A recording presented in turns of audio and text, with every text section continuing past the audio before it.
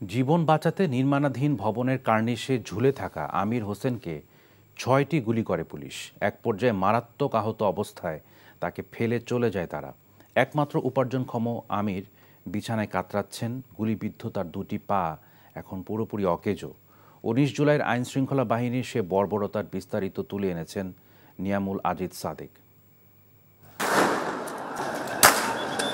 জীবন বাঁচাতে নির্মাণাধীন ভবনের রড ধরে ঝুলে থাকা আমিরকে খুব কাছ থেকে গুলি করে পুলিশ।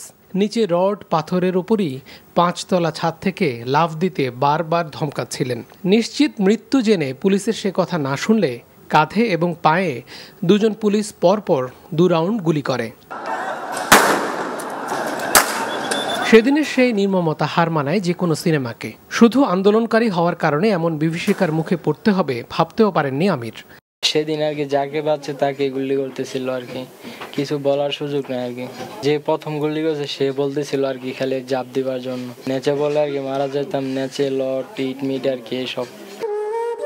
বিছানায় এখন পড়ে আছেন নিশ্চল দুটি পা নিয়ে। শ্রমিক হিসেবে বাকি জীবন নিয়ে অনিশ্চয়তার মুখে তিনি। ফুফুয়ারা খবর পাইছে আর কি ৩ ঘন্টা পর, যে সময় ফেমাস হসপিটালে তারা যে সময় যাচ্ছিল সেই সময় অনেক গুলি ছড়তেছিল। ঢাকা মেডিকেল আর কি হাজার হাজার লোক ছিল আর কি, যে বুকে কারো কারো মাথায় পায়ে আর কি একটা একটু সত্যি আর শারীরটা তো আসেই না। এই পাটা খুবই সমস্যা করতেছে, ডাক্তার বলছে ৩ মাস ওষুধ খাইতে আর কি।